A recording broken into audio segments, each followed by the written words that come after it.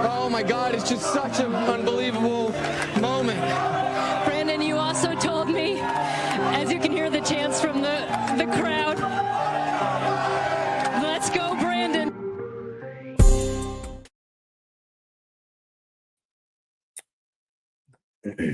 Greetings, everyone, and welcome back to another installment of the Universal Jones Show. And I'm sitting here watching some NFL playoffs. Shout out to the Eagles, who just won. Shout out to the mayor of Philadelphia, who does not know how to spell Eagles. But shout out to them there in the Super Bowl yet again. And I'm about to watch the Bills versus the Chiefs. I'm not on my regular setup, so the audio is going to be trash. I'm literally in the middle of eating. But I had to go live because a friend of mine sent me a YouTube video clip and wanted me to respond. And he believes that I'm a raging MAGA Trump supporter because I just push back on some of his ideas sometimes. Whether that is true or false, if I am or not, doesn't matter. What matters is the continued blame of racism to things that might not be racism. And please believe, I'm the guy who talked about racism for a long time, white supremacy, all those things for a long time.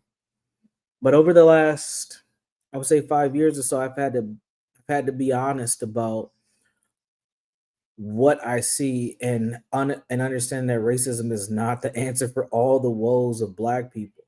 It's just not, and we have to be honest about that. Let me fix my camera a little bit. We have to be honest about that. It is just not. It's not the issue. So I want to share with you the news clip that my friend sent me, and I'm going to respond to this news clip. This is going to be a very short, impromptu live. This is about business. It's about Black businesses, and something has taken place in this person's business area that is causing him some strife and some difficulty to maintain his business. Now, I have a lot of questions about the business this person started, the mission of the business, and also the understanding of how business works. Again, I come on here and I share with you all, I run a nonprofit organization. I also run an LLC. At the same time, so I run two businesses. And the things that this person is going to complain about are things that businesses deal with all the time. And due to his racial idolatry, he believes that the reason that his business is being attacked is due to racism. Well, he doesn't come out and say it directly, but the article or the news segment is leaning towards that. And he makes a lot of suggestions towards history, towards who he is and why he started his business, and why what is taking place is unfair. So in order to deal with that, in order to talk about that, I want to show you all this clip, and I want to ask some commentary and then ask you all a question. What do you think it truly is that this man is experiencing with his business? So let me go ahead and share the screen so you all can check out this clip. Oh, don't do this to me. This is my first time opening StreamYard on my laptop Jones. Shout out to Laptop Low. And it might not let me share this. I don't know. The audio might not work, but we're going to try it anyway. And we're going to pray that this all works out well. So let me play this and I'll respond to it after the clip. Last September, each day before he opened up his juice shop, Ruby Jeans, Chris Good took the same walk along Kansas City's Troost Avenue that he would make as a child. And this is the same corner, the same bus stop that you used to go to as a kid. This is our bus stop. The difference now is that he owns part of the block. This was his dream, to bring his community access to vibrant, nutritious food. Thank y'all so much for the patience. Good launched his business in 2015 to honor his grandmother, Ruby Jean, who passed away from diabetes. She loved us endlessly. And the way that she communicated that love the most was through her food. Good was also answering a call in his community, helping to revitalize a poor neighborhood. He opened a store in his childhood neighborhood in 2017. 5 years later, he bought the building right on Troost Avenue. You look west of the line, it's about 95% white. You look east of the line, it's about 95% black. In 2018, Lester reported on the role Troost Avenue played as Kansas City's historic racial dividing line. A transformation underway then continues today. New high-end condo buildings, trendy restaurants, and businesses like Ruby Jeans, filling long-time vacant real estate. I would love some, thank you. But progress comes with a price. What's it been like for you trying to hold on and grow this business? It's been tough. In 2023, Good received a letter from the county. Following a new property value assessment, his taxes were going up by 657%. At first, he thought it was an error, but homeowner taxes were going up too. To Good, his level of increase just seemed unfair. There's somebody stroking a piece of paper with a pen, apathetically, unconsciously, has no connection to the service that we provide to this city, the gravity that we are for this city.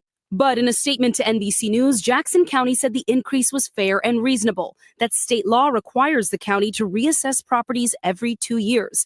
And in the case of Chris Good, rising demand and investment in the surrounding area have driven higher property values, which have impacted assessments across the region. The county adding that aligning property values with the market helps address historical systemic inequities. Good is now staring down a $60,000 tax bill he says he can't afford, and one for now he says he won't pay. I refuse. You're not gonna run us out of here. Not willing to abandon the dream that a young boy from the East Side could own a piece of this place too. Antonia Hilton, NBC News, Kansas City, Missouri. Thanks for watching. Stay updated about. All right, there you have it, folks. I'm going to play this back, and I'm going to add my commentary as I go, because I think it's just the best way to address this. And my friend who sent me this, he's a friend. He does YouTube. He actually does public access TV out in New York. I've been featured on his show plenty of times. I'm actually going to start posting clips from episodes from 2023, 2024, me being featured on his show. But he has like a national syndicated talk show that he does, and I think he posts some of his videos on YouTube. And he sends me this. I probably should mute this. A friend of the show is bothering me right now. I'll get back to her later. But so he sends me things periodically to respond to, and we're probably going to do a show pretty soon in a couple of weeks. But I come on the show as kind of the middle of the range political pundit that it's like a 1v3 to 1v4 every time I come on the show, because he lines up these like super pro-black, super liberal people to go up against me. And all I do is ask questions. You know, the type of person that I am, I've been clinically trained. I ask a lot of questions to further the dialogue. So he likes to have me on the show because I spice things up. A lot of his audience members, you know, they like to send me emails and stuff about how I'm a coon and things of that nature. And I'm not even that super of a conservative guy. It's just the fact that I like to push back at some of the narratives that mean absolutely nothing. And I heard some of the same talking points that happened on his show in this video clip. This business owner believes that the tax hike, one, is strategically trying to hurt him. Two, is attacking the history of this community. And three, is unfair. Now, if you are in business, you understand that this is a part of doing business. This is going to happen. Now, I'm not from Kansas City. I have family in Kansas City. I rock with Kansas City hardcore. I've been there a few times. It's a nice Midwest city. There ain't a lot to do there, but it's a nice Midwest city. Shout out to the Chiefs. I think they're about to beat the Bills right now. But this man created a business that is not a high priority business in Black communities. Let's just start there. You want to open a juice bar in a community that doesn't drink cold pressed juices like that. They don't even do Starbucks or Caribou like that. Now, if you opened a liquor store, that'd be different. Now, I'm not being racist. I'm being honest, okay? I'm being honest. Black folks don't drink juice bars like that. They don't go to Jamba Juice and Smoothie King and all that type of shit. Like, let's just be honest. We just don't. So you open a low priority business in an urban community, and then you get upset that your business is about to get taxed with gentrification. Bro, this is the best thing to happen to your silly business. Gentrification. Your audience for your business is moving into the community. And this is how I know Black people struggle with business. And I hate to sound anti-Black, but this is the time for him to start raising his prices to meet the tax demands. It's not the time for him to complain about it. Raise your prices, because as those tax property values go up, bro, so does the bottom line for your customer base goes up, because the reason why those tax property things are going up is because the housing value is going up. And when the housing value goes up, what does that mean? That means people are moving in that can afford your silly juices, my guy. Like what don't we understand about business? I don't get why this is even a news story. And I don't even get why my friend sends me this stuff and thinks that it's racism. We have to let go of thinking that racism is holding us back from every single thing that we do. Like, yeah, racism does show up. I'll be honest with you. I've seen racism in my own life. I've had people do racist stuff towards me, but I never let it stop me from any of my opportunities or any things that I wanted to do. I've never let it be a barrier to me. It has been a nuisance. It has been present. It has been a part of my existence from time to time, but it's never stopped me from doing anything. And to have a news segment that talks about this, like the city is doing something wrong here by raising the tax property values. It's crazy. Now, I don't like tax property value. I don't like that going up. I'll be honest with you. I'm a homeowner. I've owned my home now we're going on 2 years. I'm going on 2 years now. And each year the property tax has gone up. But also I understand the value of my home is also raised. The people that live around me, we got money. Like it's all rising, right? It's a give and a take. And I also know that those taxes that I pay are going to make sure the things that I need to live comfortably in my neighborhood is going to make sure that those things are there. I don't have to worry. When we have a snowstorm here in Minnesota, I know the next day by 7 a.m., my roads are going to be plowed. I ain't got to worry about that. If there's a pothole in the road in the spring or the summer, hell, we don't even have potholes where I live in the summer because it's already patched up and ready to go before we even get to the summer because of our property taxes. I don't see trash laid out in the streets where I lived at. The grass is cut, not just because of the homeowners cut their grass, but the city comes out and makes sure the grass is cut. Like, shit's nice for a reason. The property taxes are there for a reason. But we have to be very careful with this type of rhetoric. Like, the city's just attacking Black entrepreneurs all of a sudden. Like, this is crazy to me. So let me play this video back, and I'm going to pause and comment as I go. Because I heard some things in here that just kind of pissed me off. I ain't going to lie. I just go, like, what are we doing here? Here we go. Last September, each day before he opened up his juice shop, Ruby Jeans, Chris Good took the same walk along Kansas City's Troost Avenue that he would make as a child. And this is the same corner, the same bus stop that you used to go to as a kid. This is our bus stop. The difference now is that he owns part of the block. Now, I like that. That is great. You should own a business in the block that you grew up in and come back. I respect that. Also, side note, the newscaster is fine. She looks good. Shout out to her. But you should do these types of things. That's not the problem. The problem is understanding your market, understanding your business, and understanding how to scale. Understanding how to scale a business. A lot of people don't get that. This was his dream, to bring his community access to vibrant, nutritious food. All right, good calls, right?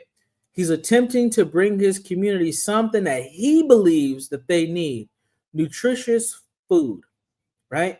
He's bringing a juice bar to his neighborhood. But also, whenever you open a business, especially a brick and mortar like this, you have to analyze the community that you're in. Is this something that this community wants, one, and two, will actually patronize? Will they go to this? Will they become patrons? Will they become people who are going to purchase your items? I don't see black people complaining about I need a juice bar in my neighborhood. I just don't see it. I'm sorry, I don't see it. Now in my community, I'll say this. There is a business opportunity in the community that I live in. I live in a suburb of St. Paul. We don't have a bagel shop anywhere close to us. The closest bagel shop is in a town over, and from where I'm at, it's about 15 to 20 minutes. And most people who live in because I'm on the border of both towns, most people who live in my community, they're probably going to have to drive 30 minutes to get a bagel. Now, you might think that that's silly, right? Like it's a freaking bagel. But the community I live in, which is suburban white people, middle class, they love what? Coffee and bagels and donuts. So guess what happened about a few months ago?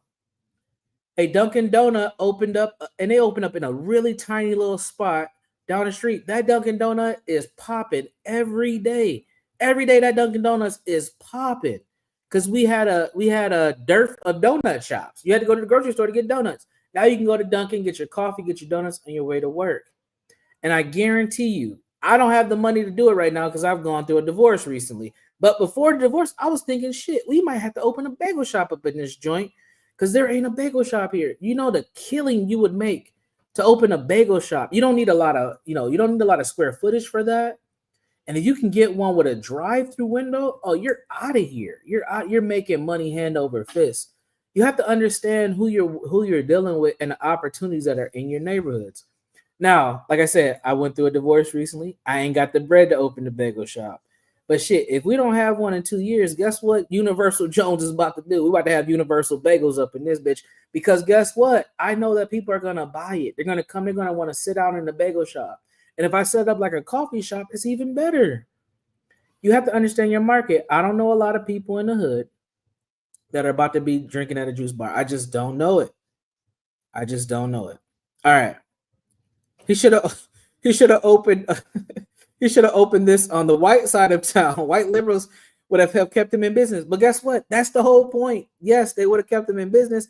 And they're coming to his side of town. He's complaining about it. He should be raising his prices. He should be getting more fresh fruit. He should be working out deals with local farmers to get a cheaper deal on the fruit he's using and the vegetables for his juice bar and get ready to run that bag up. But he's complaining. I don't understand this shit. This shit's crazy to me. All right. Thank y'all so much for the patience. Good launched his business in 2015 to honor his grandmother, Ruby Salute to Grandma.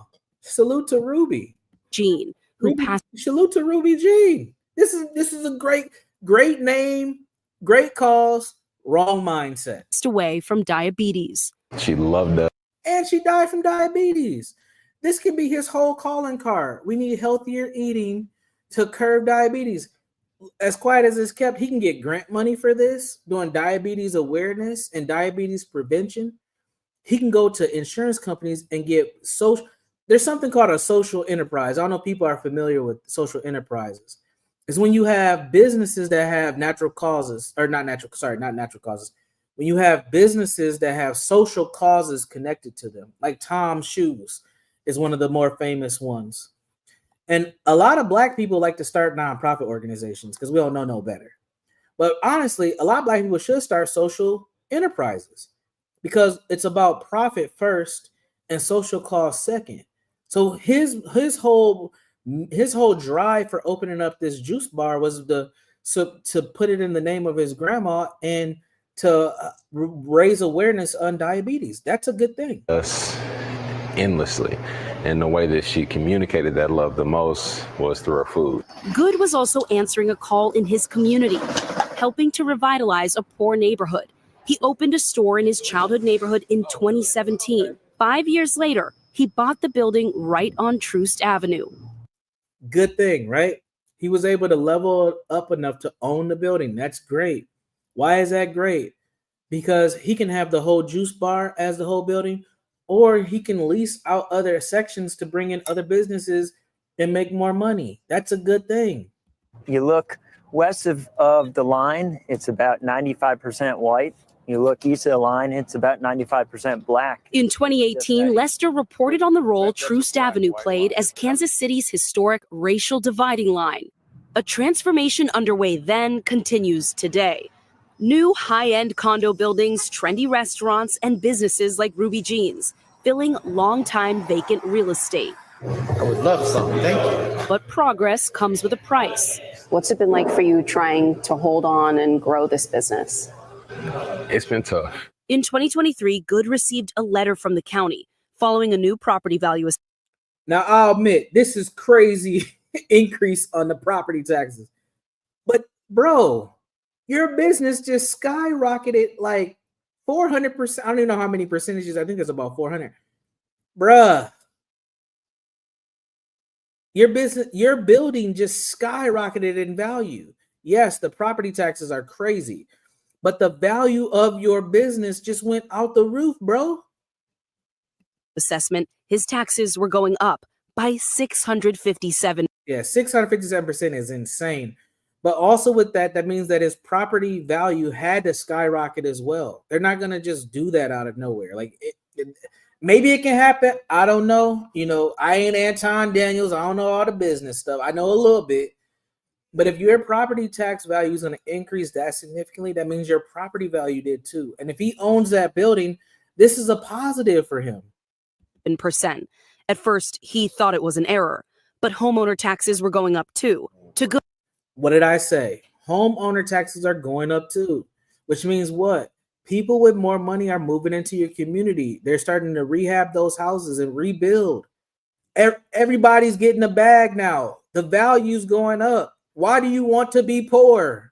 Good, his level of increase just seemed unfair. There's somebody stroking a piece of paper with a pen apathetically, unconsciously, has no connection to the service that we provide to this city, the gravity that we are for this city. But what gravity do you have as a juice bar? What service are you offering as a juice bar to the city, bro? What is he talking about? Why does the decision makers, which isn't just somebody sitting in their fancy office striking a pen, these are conversations that happen at city council meetings. Shit, he's probably not attending. Let's be honest. This is shit that they don't do in secret in cities, but you ain't in the right spaces and places as a business owner to know why your shit is increasing. So now you're crying racism. Let's stop playing these games. Now, yeah, like I said, JQ, 657% tax increase is insane. But that also means that the property value went up too, bro. Like it ain't some diabolical white supremacist sitting in their Oval Office like, oh, I'm gonna get these niggers and we're gonna start with the nigger with the juice bar. 657%. That shit don't happen. We gotta stop this boogeyman bullshit, man. This stuff drives me crazy. In a statement to NBC News, Jackson County said the increase was fair and reasonable, that state law requires the county to reassess properties every 2 years. Why did they say it was fair and reasonable? Because the property taxes are going up. Why did the property tax go up that far? Because a lot of Black people did not maintain their homes. So guess what? People came in, businesses came in and scooped those houses up and ran the price up. We are being priced out in cities all across this country. It's unfortunate. I don't like it. Honestly, I really don't. But it's the name of the game. And if you don't want to be priced out, get your business together. Get your business together. Get your family together. Don't sell grandmama's house. Don't sell the house. And in the case of Chris Good, rising demand and investment in the surrounding area have driven higher property values, which have impacted assessments across the region. The county adding that aligning property values with the market helps address historical systemic inequities. Yep, and that's true. But if you ain't got the bag or you ain't got your shit together, you're going to get priced out. But for the Black folks who kept grandma's house, who maintain the property, guess what just happened to those Black folks? They just got the bag. And if they plan to sell the house later, they're about to have a come up. Now, we know that's only few and far between. It's not a lot of people. But this is understanding how to be an American. But we are so anti-Black we're so anti-American in our understandings on how to survive in this country. We price ourselves out of shit. This is the stuff that frustrates me.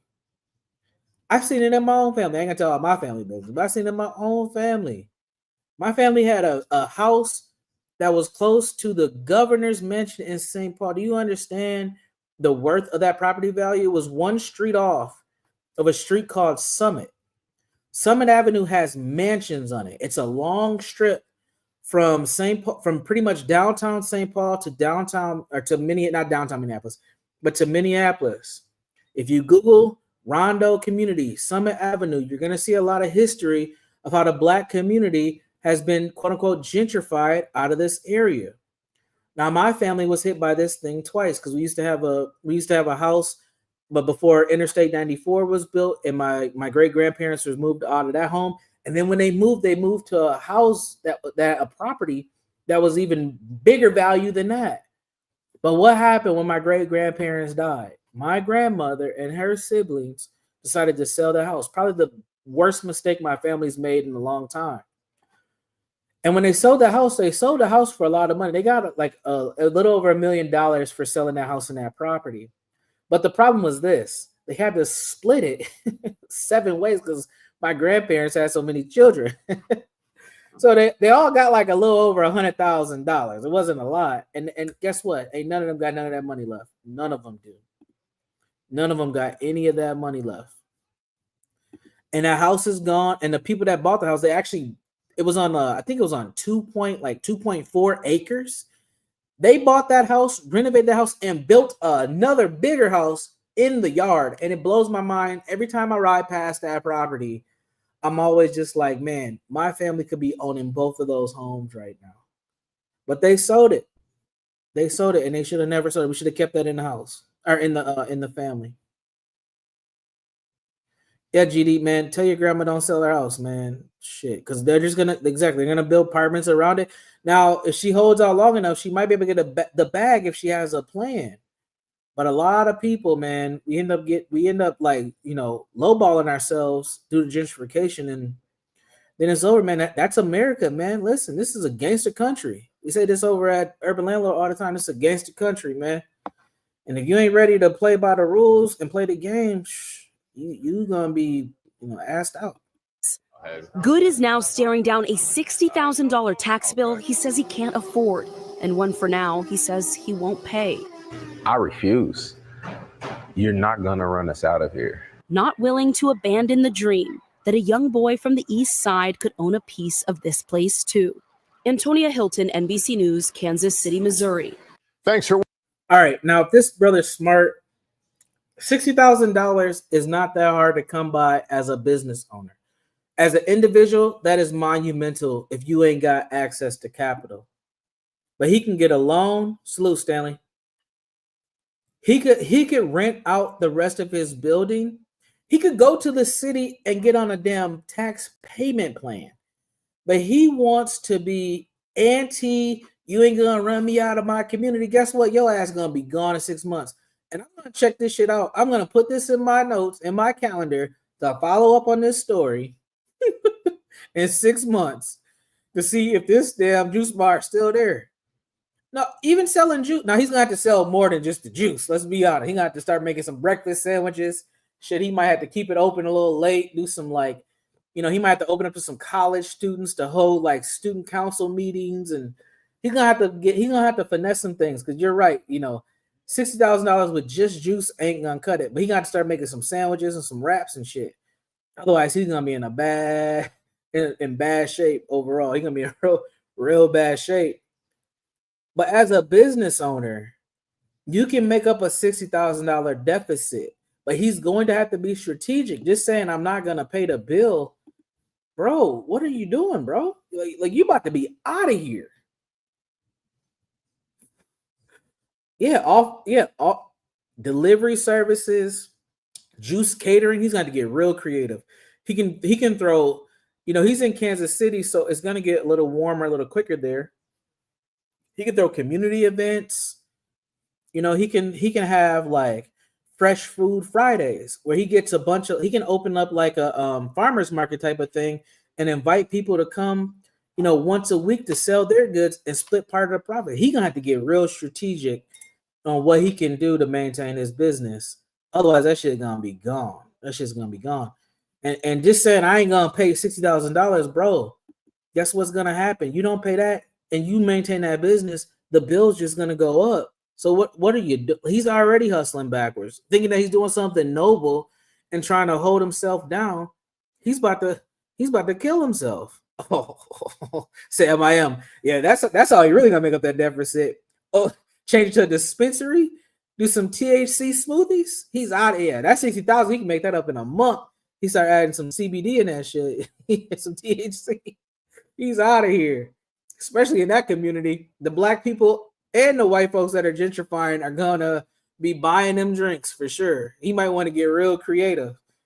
But again, $60,000 deficit for a business is not that hard to close if he's being smart. But having this kind of cavalier, I'm pro-black attitude, man, his ass is gonna be out of there before the spring hits. He's gone. He's gonna be gone. And I see this crazy shit all the time, man. It's just like we're hustling backwards, man. We have to start thinking forward and where we are, who we're selling to, and what we're doing. Gin and juice. Now he probably can't get a liquor license. That's probably gonna be harder than getting the actual ability to sell THC. To believe it or not, he's probably better off just selling like THC infused drinks. And he can make that deficit up. But again, he can make up a $60,000 deficit with strategy.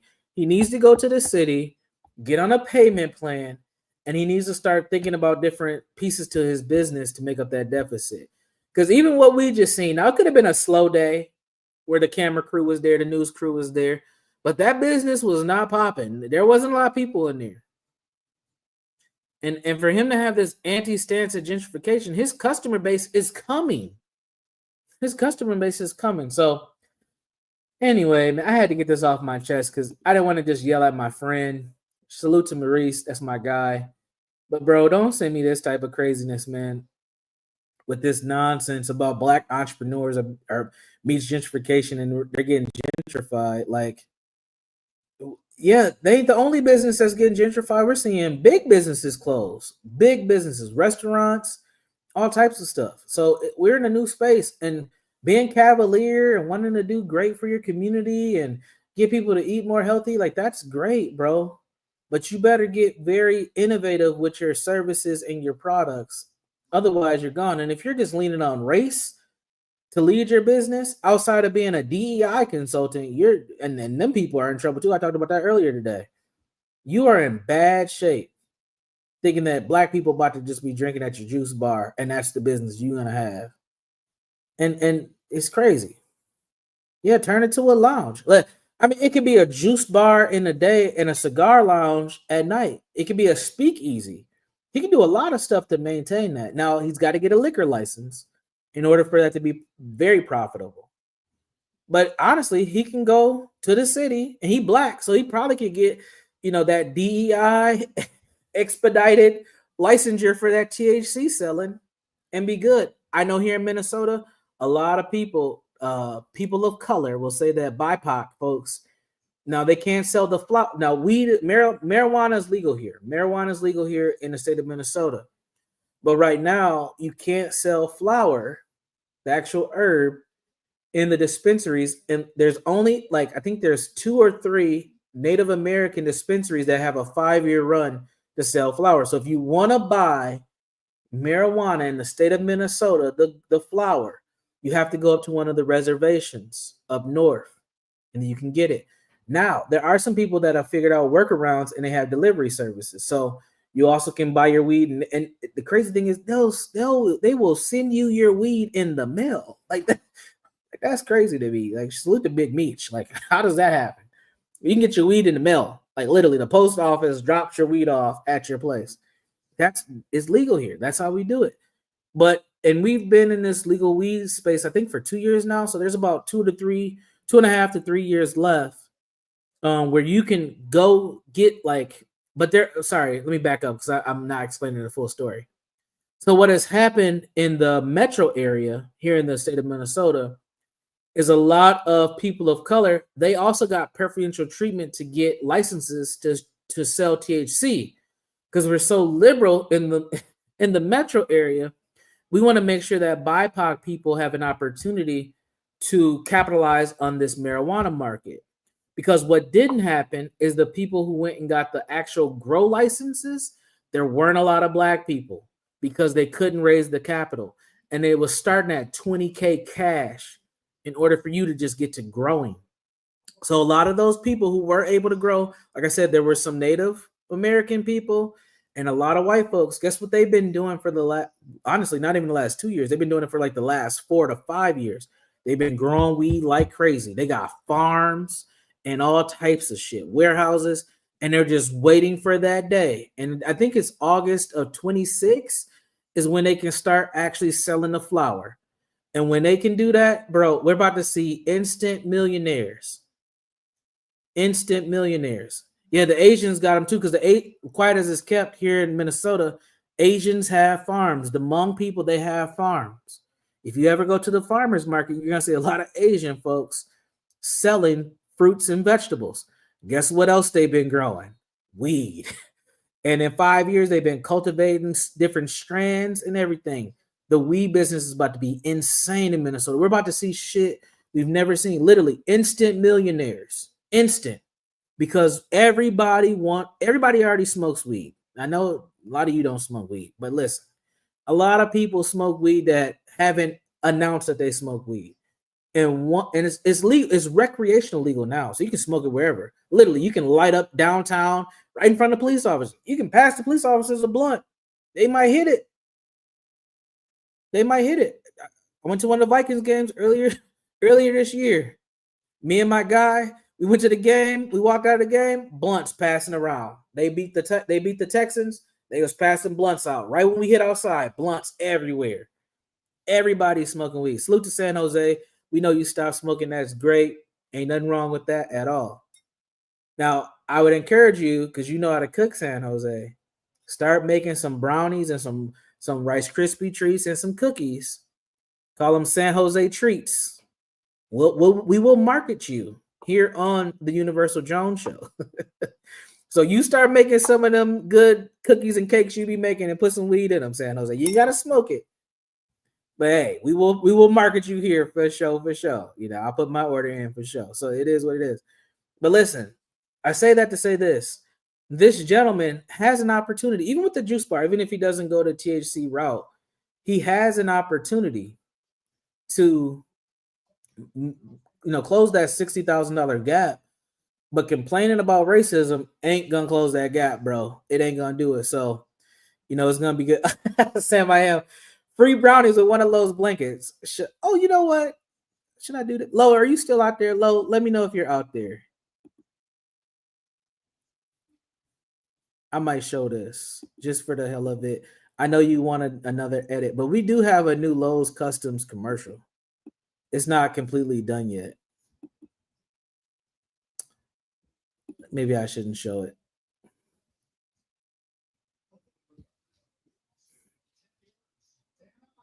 I knew you were going to say something. I just say, Lo, are you out there? I ain't going to show it because she's going to yell at me. I just seen a comment about it. But we do have a new commercial. I'll preview it on the channel later. We do have a new Lowe's Customs commercial. And of course, she's got to complain because she's a woman. And women always complain about something. But shout out to Lolo. Hopefully you're feeling better. All right. Hell yeah, John can sell them in his store. Absolutely. Absolutely. But yeah, San Jose, think about it.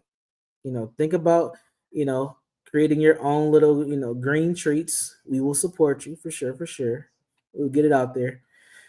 But yeah, I had to get that off my chest. I'm gonna get out of here. I didn't plan on doing a long show. I didn't plan on going 40 minutes. I can't believe I went that long.